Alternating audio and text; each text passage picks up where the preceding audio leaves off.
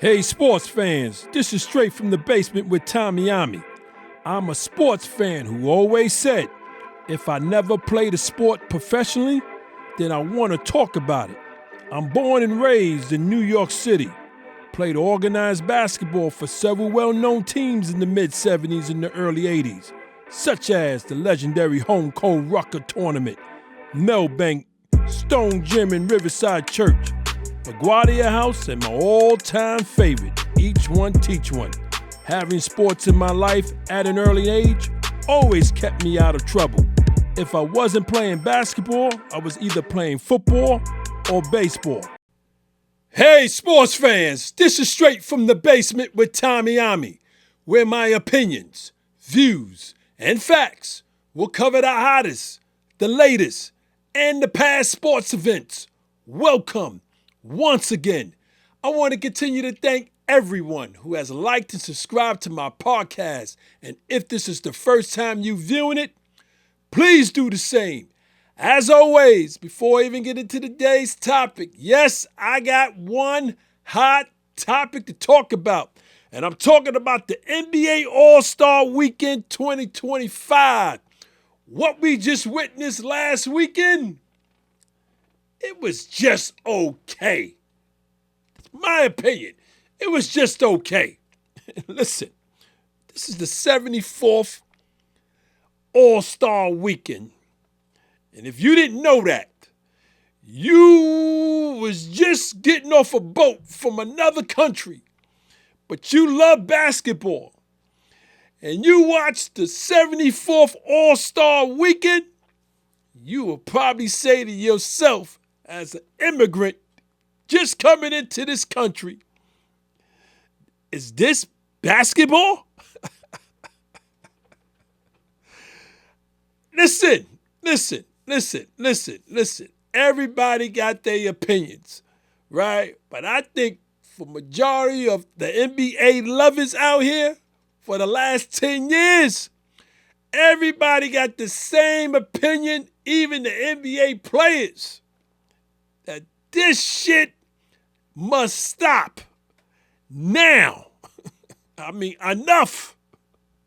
If it wasn't for big man Victor Wembanyama, in the first 10, 15 minutes of the game that he played, my dude came to play both ends of the court. Most of them came to only play one end of the court. And that was my take on the All-Star Sunday night game. Big Victor, listen, he came to represent, but no one followed. I'm looking at the young man, he playing defense, he blocking shots. He's doing a damn thing on both ends of the court, but no one followed. No one followed his lead. It was like, yo, we here. It's Sunday night. Let's get this over with. I know y'all want to see a little defense. We'll give y'all that. Just a little. And bye-bye. Jump on your planes. Check out your hotels. Fly back home. That was their attitude. Horrible. Draymond Green said it best when asked between the games on a scale of 1 to 10, and 10 being excellent, where do you rank the games?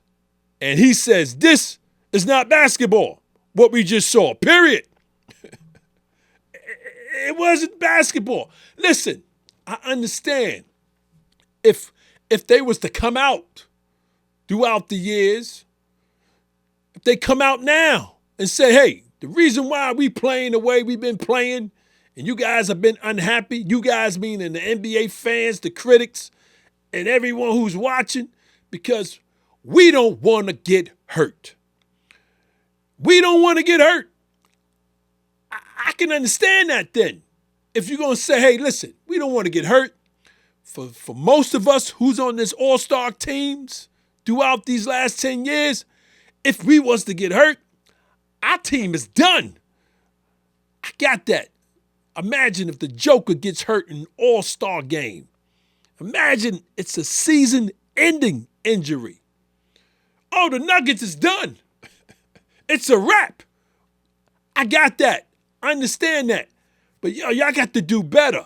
And I'm not even talking about NBA as a whole, because Adam Silver is trying. But my God, I mean, the new format, we were praying that it was going to be some defense. What we had, 4 teams, 3 games, 1 champion, right? With 2 reserves just in case one of them got hurt. Thank God nobody got hurt. Well, they ain't play hard enough to get hurt. And so, Adam Silver is trying. I'm giving the commissioner that, because I'm very critical about him, but I'm giving him that. It's the players, man.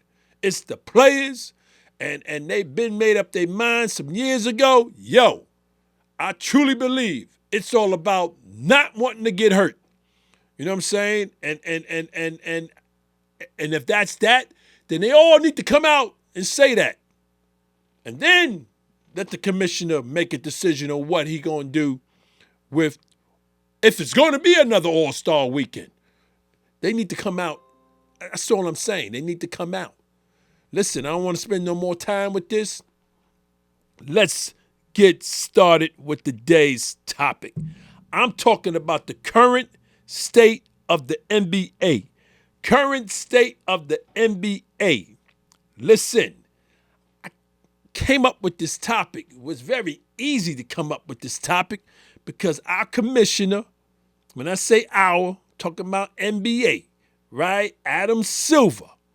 He came out doing All-Star Weekend, and he says this: I'm happy with the state of the game right now. I'm never going to say that there isn't room for improvement. We'll continue to look at it and study it. Listen. I'm 60 years old. Adam Silver. There's nothing to study. You know what I'm saying? There's nothing to study. It's all about getting your players to want to play a competition game against the best in the world. That's all it is all about. There's nothing to study. What are you studying? It's nothing to study. Listen, I mean, in the 70s, I played. It's when I started playing basketball in my young days in the 70s. I watched Walt Clyde Frazier and them play in the NBA. Defense. It was all about defense back then. It was all about defense in the 80s, in the 90s. It was all about defense. No one wanted their opponent to embarrass them. No one, and I mean no one. It was all about lockdown defense. You know what I'm saying? And right now, the defense has disappeared in the NBA. You know what I'm saying? And it started early 2000s is when it just started disappearing. You know what I'm saying? To the point where, I mean, the game, the viewership, the attendance in most NBA cities is down to the bare minimum for some cities. You know what I'm saying?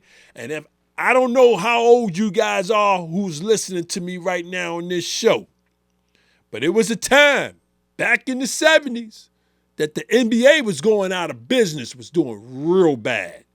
I don't believe we'll get to that point, but for right now, it's not looking good at all. But we, as NBA fans, we took away the physicality back in the early 2000s. It was us, not the players, not NBA. It was us complaining. We were complaining back then, for those who know what I'm talking about. We were complaining back then that the final scores is 80 to 78, 95 to 93, that the scoring wasn't enough. It was just too much defense. It was us who complained. It was us who started crying. So, may he rest in peace. Former Commissioner David Stern, he heard us, and he heard us loud and clear. So he implemented the following. No more hand checking. Remember when you used to can hand check a dude coming up the court? No more hand checking. He killed that. He also killed no more bumping the ball handler on the way up the court, right? You used to can give him hell, physically beat him with your body. You can't do that no more, right?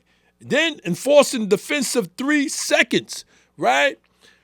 Defense can't hang out in the paint or they getting called. So all 3 was implemented back in the early 2000s. So this is when you get the Matador defense started happening. Ole, ole. You know what I'm saying? Where it's to the point where it's at now, where it just ruined the All-Star game these last 10, 15 years, right? We did it as fans. Wasn't the players. Wasn't NBA. It was us. We complained that the game was just too physical to the point where there was just not enough scoring, and that's what we wanted to see. So, you go back to 2003. Go back to 2003, right? When we started making all this noise. The average score per game throughout the league was 95 points. 23 years later, well, I want to say 20 years later, because I want to stop at 2023. We had a 20-point jump on the average points per league throughout the league at 115 points.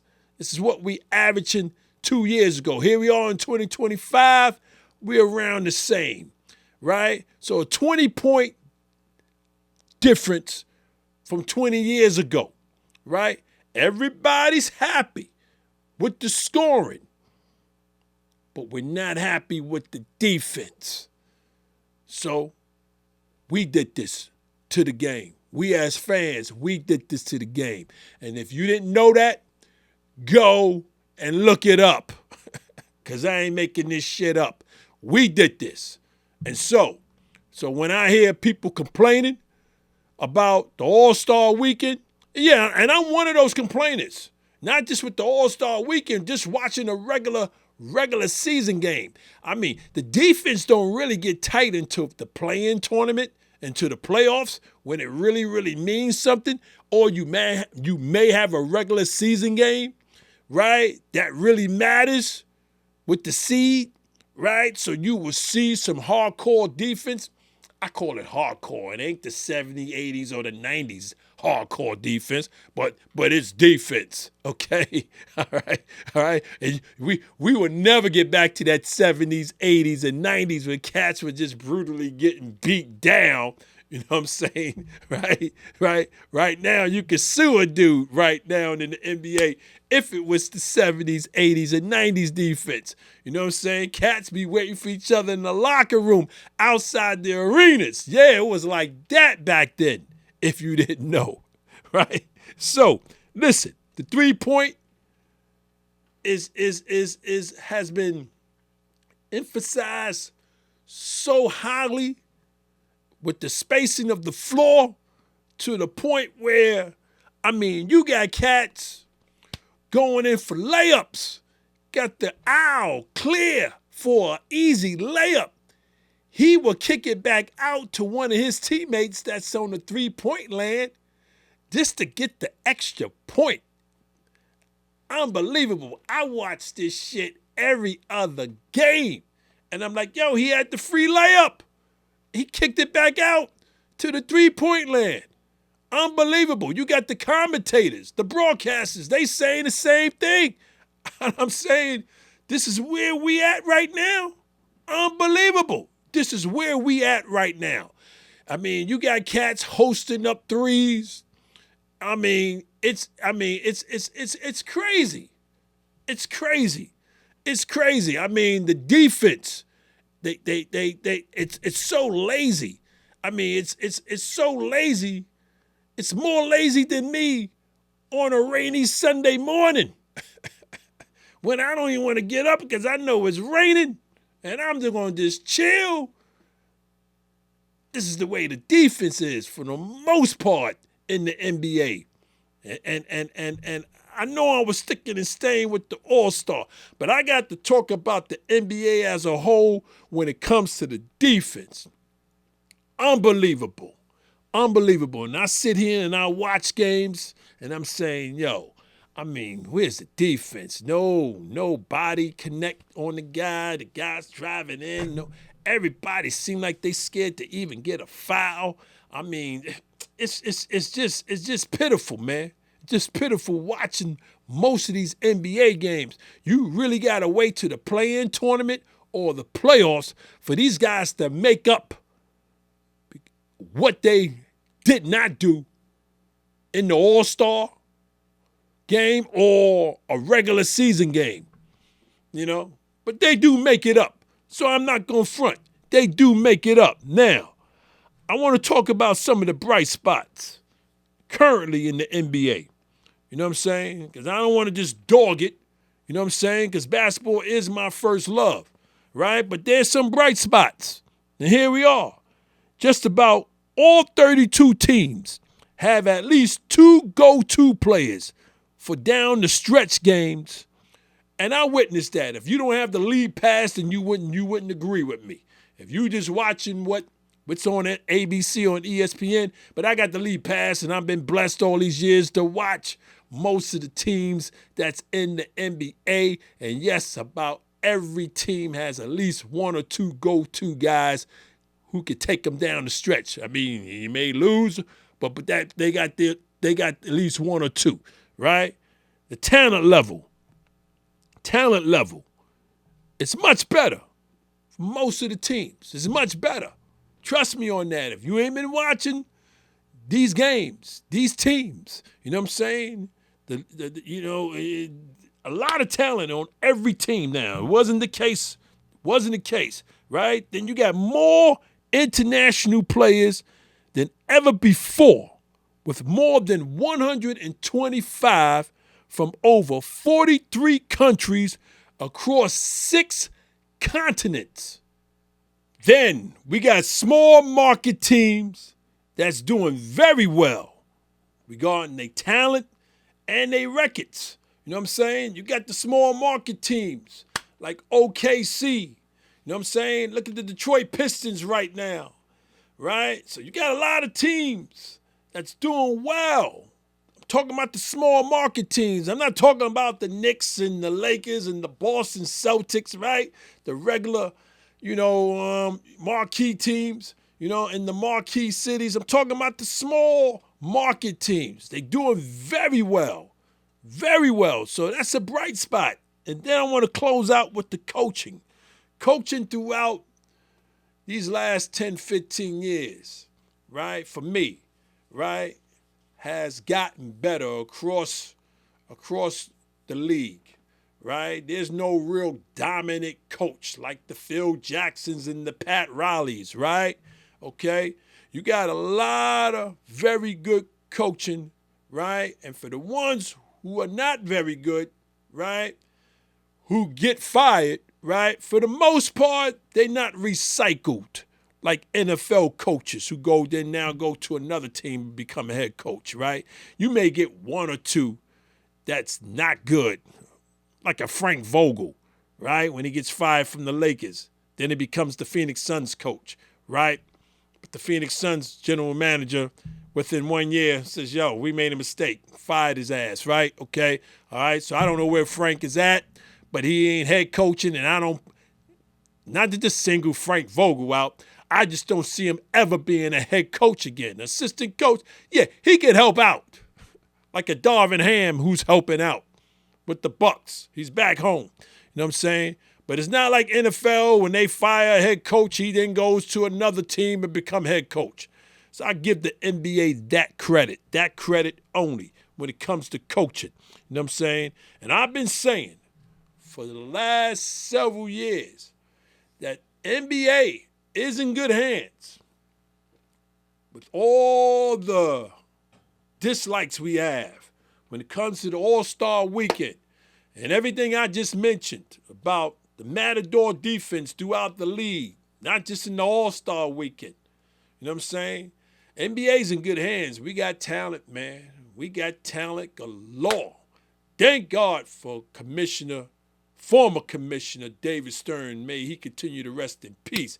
Because he was the one that went overseas and brought NBA to these countries. You know what I'm saying? To these continents. You know what I'm saying?